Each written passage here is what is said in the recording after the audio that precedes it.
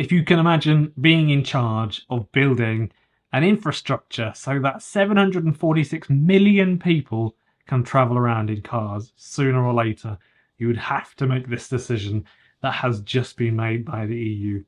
So just to set some context, I'll just spend 10 seconds explaining just what the Europe is and the EU and why it matters that they do very well working together with the new EV infrastructure.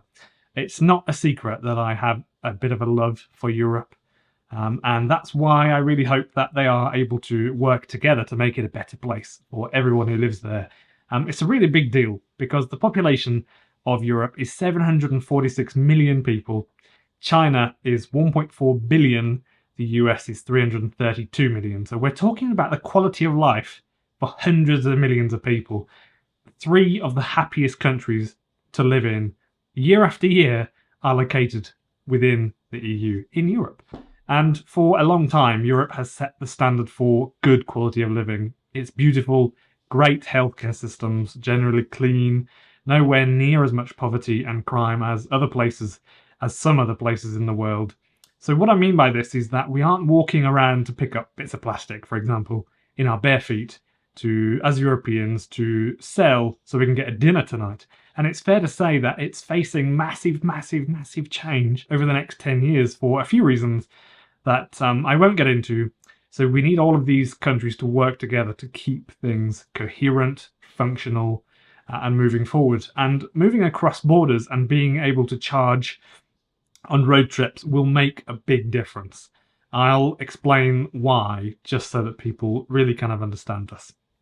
Thanks for joining me. It's really nice to see so many new subscribers to the channel. I'm Ben Alexander, and I talk about the latest EV news around the world, and I make videos every single day. So stick around until the end, and then let me know your thoughts on it in the comments. There are actually two new rules or things that have been passed by the EU. So I'll mention both of them. Stick around until the end because it is really, really interesting stuff. The less but still important thing, and I think it's a really, really cool thing, they are making it so that to sell phones in the EU, manufacturers now must make sure that the user can replace the battery, not using any tools. This is a new rule that recently got passed. Yes, just like they used to be, like the Nokia 3310. And it's interesting because if you look at the back of your phone, this will absolutely not affect your battery size at all. There will still be plenty of space to do this in between the back of the battery and the outer casing. And this is a rule I like. I do wonder, though, how the EU has gotten so much power and control over the recent years. This has raised a few eyebrows.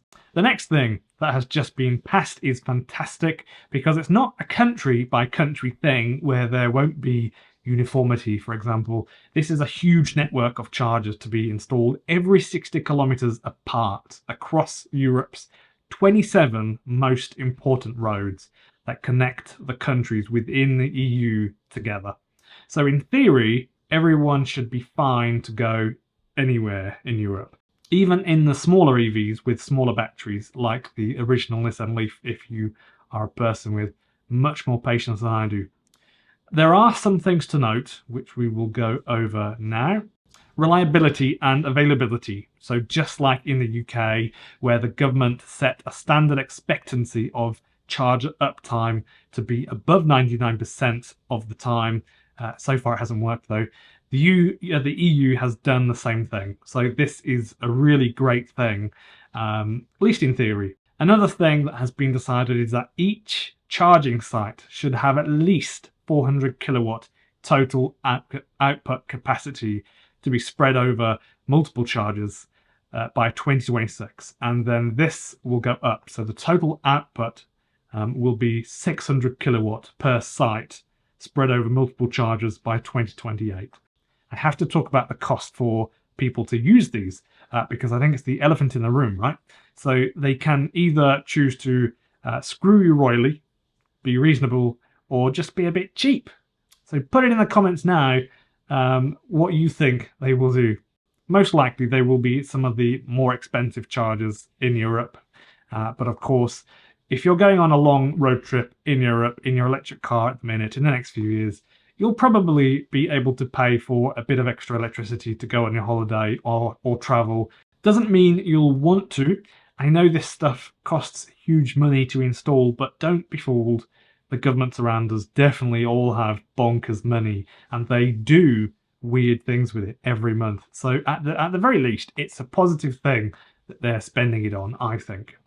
On the plus side, there will be contactless payments on all machines using your phone or bank cards, and you will be able to use an app to cover almost every database. So this, in theory, will be great.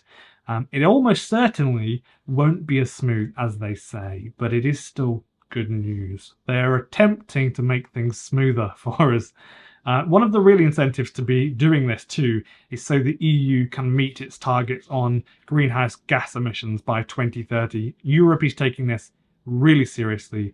Not just the EU, just Europe in general. Again, good quality of life. They want to be healthy and keep things forward thinking to a degree. The target is to lower greenhouse gas emissions by 55% in the next 7 years. So some bits of extra information about this stuff that you'll be interested in. Users must be able to pay easily via a regular credit card or debit card without the need to have a subscription. Charging price rate must be displayed, and they will set up a universal EU database by 2027 to provide owners with information on the availability and waiting times at different charges or prices at different stations. Again, in theory, really, really good if they can do this.